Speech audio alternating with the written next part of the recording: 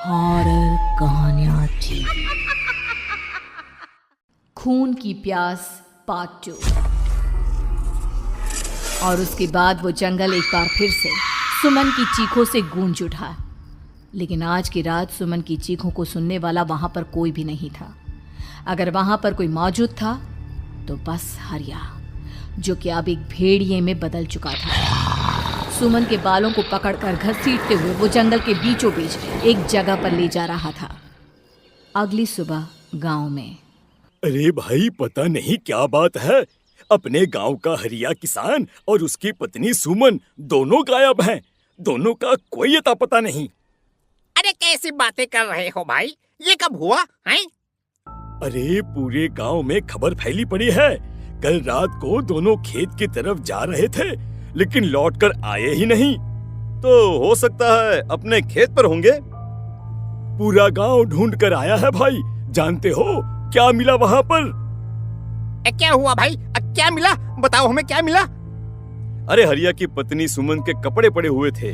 शरीर का एक एक कपड़ा फटा हुआ झोपड़ी के बाहर पड़ा था, लेकिन दोनों पति पत्नी का कोई पता ठिकाना नहीं था। अरे भाई, लेकिन उसका जो दोस्त है ना रामू किसान, उससे पता करके आते हैं ना। अब तक तो दोनों साथ ही खेत पर जाया करते थे। हाँ, हमें उसके घर जाना चाहिए भाई। चलो वहाँ चलते हैं, चलो।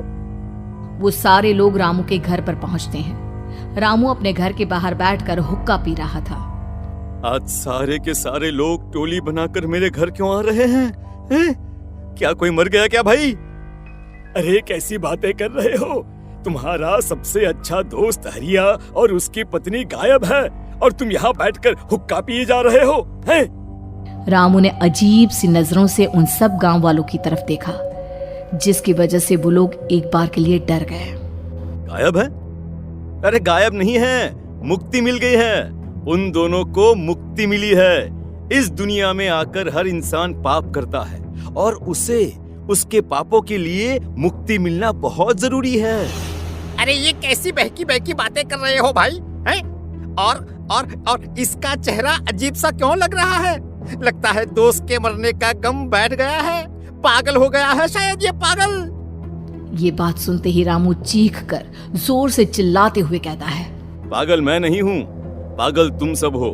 और ये शैतानी जंगल अब तुम में से किसी को नहीं छोड़ने वाला, सबको खा जाएगा। याद रखना मेरी बात। शैतानी जंगल? कैसा शैतानी जंगल? लगता है रामू पागल हो चुका है। हमें यहाँ से चलना चाहिए भाई। चलो। तभी रामू की पत्नी बाहर आती है। नहीं, आप लोग इनकी बात का बुरा मत मानिए। 2 दिन पहले हरिया के साथ खेत पर गए थे। जब से वहाँ से आए हैं तब से ऐसी ही बातें कर रहे हैं। भगवान जाने ऐसा क्या देख लिया उन्होंने, खेत में कुछ भी बड़बड़ाते रहते हैं। लेकिन गांव के लोगों ने कमला की कोई बात नहीं सुनी और वो सब वहां से चले गए। रात अब धीरे धीरे ढलने लगी थी। तभी अचानक किसी ने धीमी सी आवाज में रामू को पुकारा। रामू, आ जाओ, मैं तुम्हारा इंतजार कर रहा हूँ। और सुनो, अपनी पत्नी को साथ लेकर आना, नहीं तो काम अधूरा रह जाएगा। ये आवाज सुनते ही रामू के चेहरे पर शैतानी मुस्कुराहट आ जाती है। वो धीमे कदमों से अपने घर के अंदर आता है। क्या हुआ? तबीयत ठीक है ना अब आपकी? मैं तुझे अपने साथ खेत पर ले जाने आया हूँ, चल। मैं तुम्हारे साथ कहीं नहीं जाने वाली। मुन्ना गहरी नींद में सो रहा है और उसे अकेला छोड़कर मैं तुम्हारे साथ खेत पर नहीं आ सकती। वैसे भी तुम्हारे उन खेतों में भगवान जाने कौन सा राक्षस घूम रहा है, मुझे तो डर लगता है। रामू गुस्से में दांत पीसता अपनी झोपड़ी से बाहर आ जाता है और कमला गहरी नींद में अपने बच्चे के साथ सो जाती है। तभी अचानक रात को रामू की झोपड़ी के ऊपर एक साया वही गाना गुनगुनाते हुए घूमने लगता है जो हरिया के मोबाइल में बजा करता था। मैं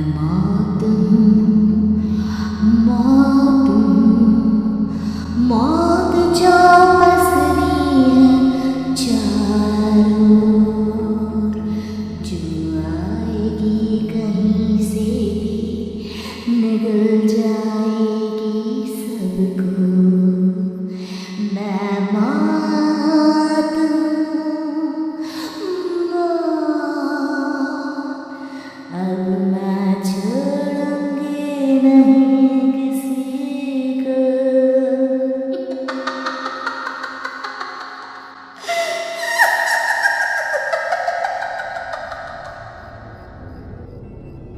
आवाज सुनकर रामू की पत्नी कमला की आंख खुलती है और वो देखती है कि उसका मुन्ना अपनी जगह से गायब था। कमला चीखते हुए बाहर दौड़ कर आती है। वहां पर उसने देखा कि रामू ने अपने बच्चे को झोपड़ी के बाहर एक पेड़ से उल्टा लटकाया हुआ था और उसका बच्चा चीख चीख कर रो रहा था। वहीं दूसरी तरफ एक साया बच्चे के ठीक नीचे आग जलाकर उसके चारों तरफ हैवानों की तरफ नाच रहा था। छोड़ दो मेरे बच्चे को। अरे क्या कर रहे हो तुम? शर्म नहीं आती तुम्हें अपने ही बच्चे को इस तरह मौत के हवाले करते हुए? अपना बच्चा? किसने कहा ये मेरा बच्चा है? अरे ये तो उस रामू की औलाद है, इस गांव के किसान रामू की, और मेरी दुश्मनी इस गांव के हर इंसान के साथ है। क्या?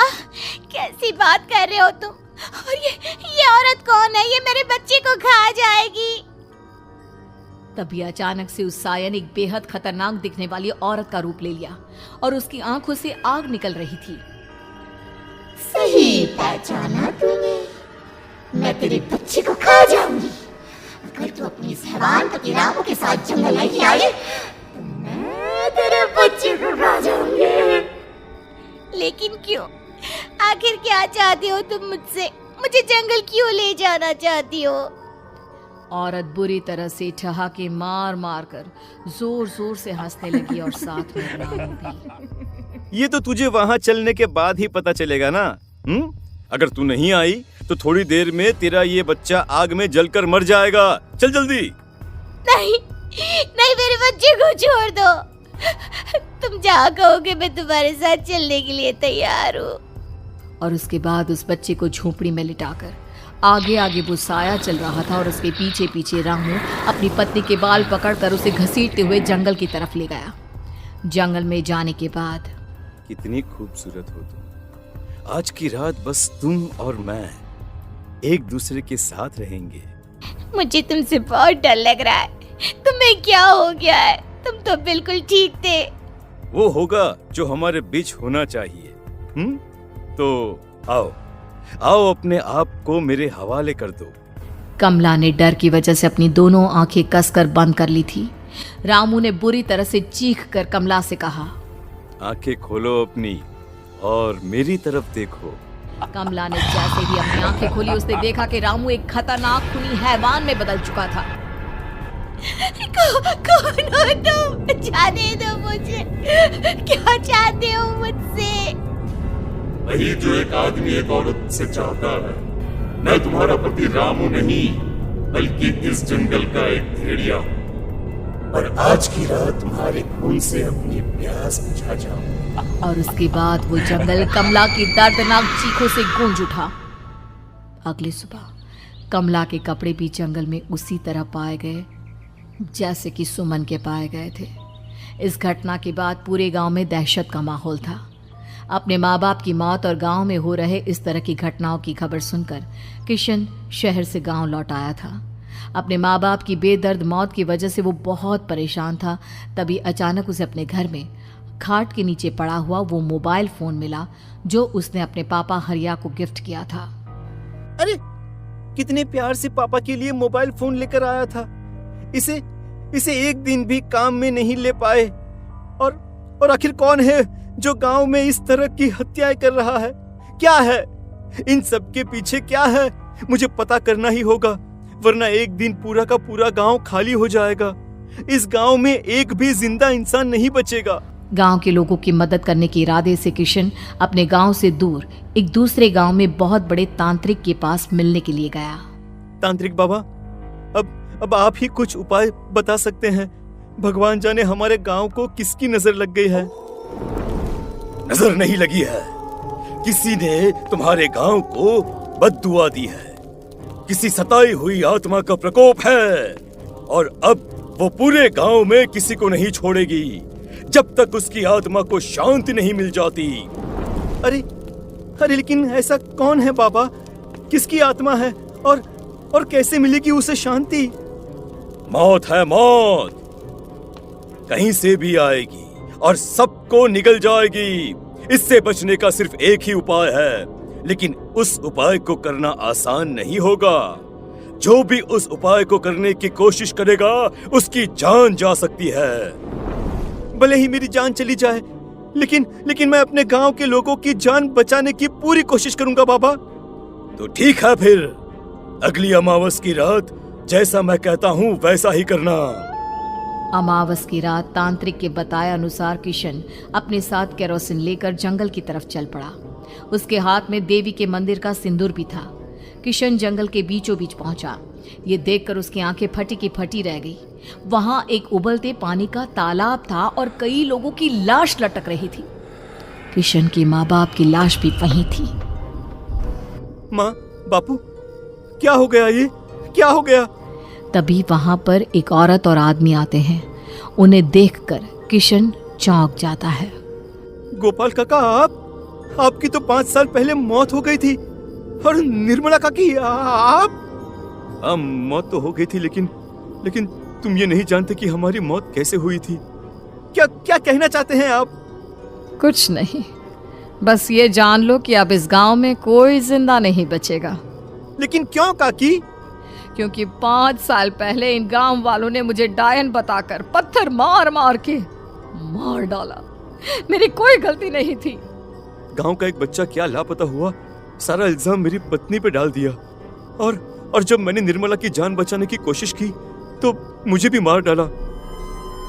आपके साथ ये बहुत गलत हुआ काकी, लेकिन आप जो कर रहे हैं वो भी सही नहीं है ना? तुम यहाँ से चले जाओ, वरना तुम भी नहीं बचोगे। हमारी आत्मा पिछले 5 साल से मुक्ति के लिए भटक रही है। चले जाओ यहाँ से। मौका देखकर किशन सिंदूर उन दोनों के ऊपर डाल देता है। उनका शरीर जलने लगता है और वो भयानक तरीके से चिल्लाने लगते हैं। अगले ही पल किशन उनके ऊपर केरोसिन डाल देता है और वो दोनों जल जाते हैं। किशन अपने माँ बाप और दूसरी लाशों का अंतिम संस्कार करवाता है और अपने घर लौट आता है। लेकिन वो अभी भी इस बात से अनजान है कि मोबाइल अभी भी बज रहा था। मैं मौत हूँ,